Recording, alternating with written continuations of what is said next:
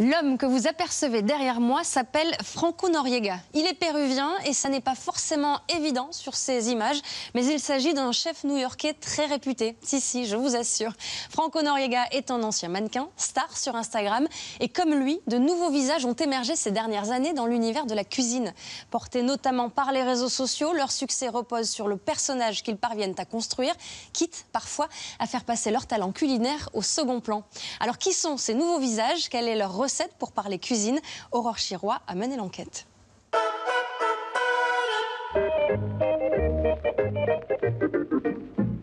Aujourd'hui, je vais faire un plat très simple, des œufs à la tripe. Vous prenez donc 2 oignons à peu près de cette taille. Un présentateur laconique, Georges Adet, une recette et des téléspectateurs studieux. Nous sommes en 1954. 63 ans plus tard, tout ça, c'est bien fini. Oubliez Maïté, l'idole des grands-mères et ses recettes traditionnelles. Désormais, le public veut du folklore. Cuisiner torse nu, c'était très naturel pour moi. Je me suis juste filmé en le faisant et c'est ça qui est devenu énorme. Sous l'impulsion des réseaux sociaux, ces personnages... Au départ, c'était juste moi et mes potes en train de traîner, de manger et de faire des conneries. ...deviennent les nouveaux visages de la cuisine. Oh man, unbelievable sweat. This tastes like my grandmother. I like things she makes for me when I was a child.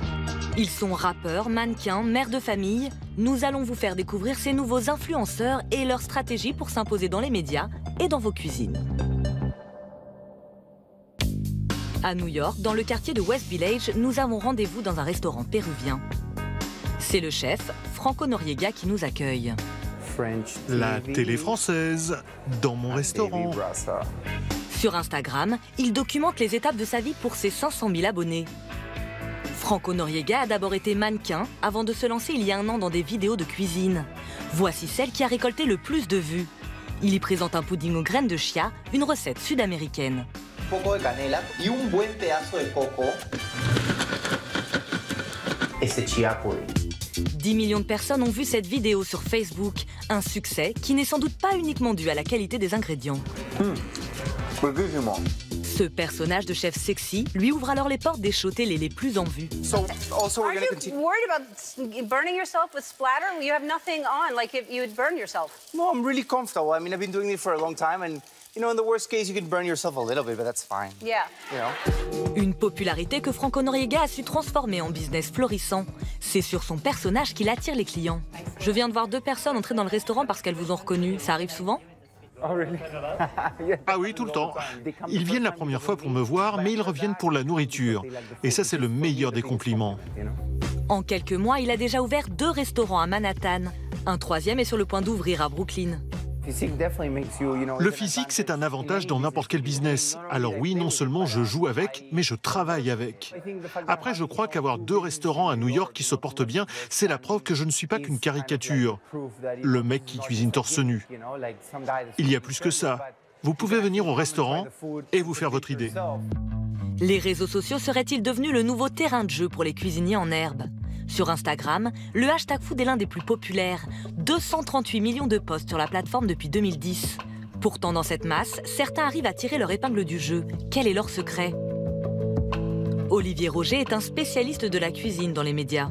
On est vraiment face à une pléthore de demandes et donc dans ce cas-là, pour se différencier, ce qui va vraiment jouer en effet, c'est la personnalité de celui qui présente la recette. Soit on va aller vers le food porn complètement assumé, vraiment au sens propre, ou alors vers des images très léchées, très travaillées. Au contraire, un univers un peu trash ou un peu underground, quelque chose de très différent. Mais voilà, du coup, pour se distinguer, il faut vraiment présenter un univers en plus de la recette, parce que la recette aujourd'hui ne suffit pas. Mettre en avant un univers plutôt que ses talents culinaires, une recette qu'un homme aux États-Unis a bien comprise. Ariane Aslani est un personnage. Cuistot de formation, il poste ses premières vidéos en 2009 et se choisit un nom de scène, Action Bronson. Good evening, everybody. This is Action Bronson. Boom, check that out. My style in the kitchen today. Well, I'm wearing the polo. Look at the style. En quelques années, Action Bronson se construit un personnage hybride, à la fois rappeur et critique culinaire nouvelle génération. I'm hungry as a motherfucker. Repéré par Vice, il lance sa série Fuck That's Delicious, littéralement putain c'est délicieux. 35 millions de vues sur YouTube. C'est à Paris, à 2 pas de l'Opéra Garnier, que nous le retrouvons.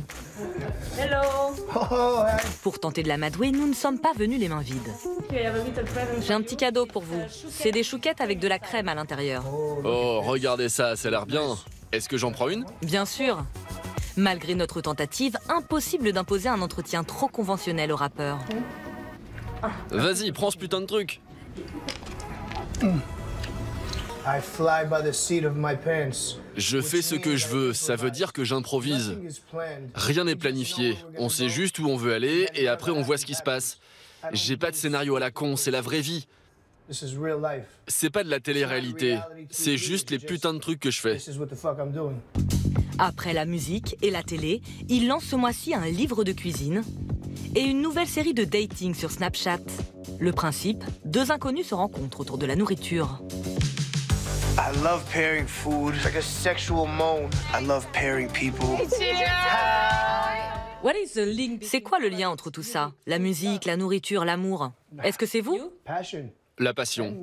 Oui, et moi, vous avez raison.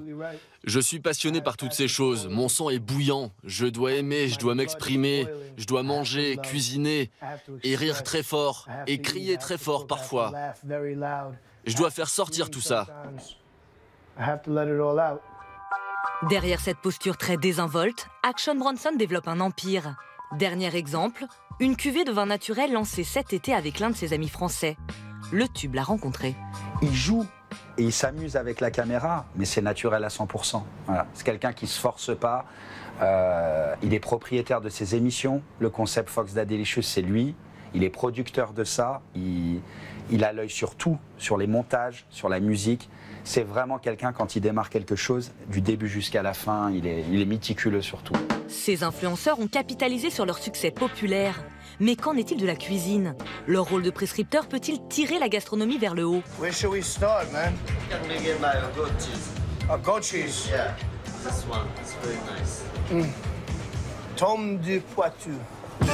Nous sommes retournés dans cette fromagerie parisienne où Action Bronson a tourné une séquence de sa série.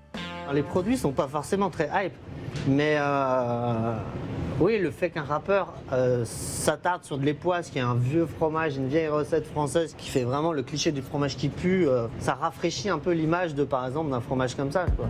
Est-ce suffisant pour réellement bouleverser le paysage culinaire? Chloé Charles est une jeune chef. Elle est passée par plusieurs cuisines de restaurants étoilés. Quel regard porte-t-elle sur ce phénomène? C'est qu'un début, que clairement tout n'est pas positif. Il y a beaucoup de malbouffe ou de plats qui sont extrêmement gras, qui sont vraiment pas top, mais on est au tout début et on démocratise la cuisine, et ça je pense que c'est important pour que ça puisse rentrer dans tous les foyers et que tout le monde puisse se dire moi aussi je peux cuisiner. L'apprentissage de la cuisine passerait donc désormais par les réseaux sociaux, ce qui ferait d'un ancien mannequin et d'un rappeur gargantuesque des maîtres en la matière. Bonjour Aurore. Bonjour Isabelle. On a vu dans votre reportage, de nouveaux visages viennent remplacer les figures traditionnelles de la cuisine. Est-ce que ça veut dire qu'on ne verra plus à terme de personnages comme Maïté? Non, ne vous inquiétez pas Isabelle, parce que les deux univers peuvent se rejoindre. Aux États-Unis, par exemple, on a Martha Stewart qui incarne depuis 30 ans à la télévision la maîtresse de maison et la cuisinière parfaite, qui anime maintenant un show avec le rappeur Snoop Dogg. Oui. Un duo improbable, mais ça fonctionne. Ils font des recettes de cuisine, ils ont des guests musicaux, et là ils repartent pour une deuxième saison. Et pour promouvoir cette deuxième saison, ils ont fait un petit clip très sympa qui s'inspire d'un film que vous aimez beaucoup, j'en suis sûre Isabelle. On regarde.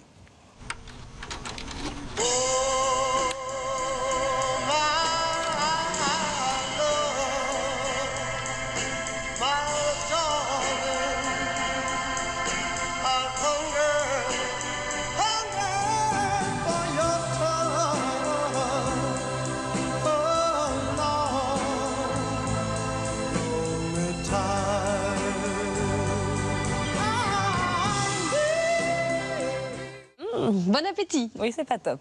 En tout cas, ça débarque dans quelques jours sur la chaîne musicale VH1 qui fait aussi de la télé-réalité. Merci Aurore.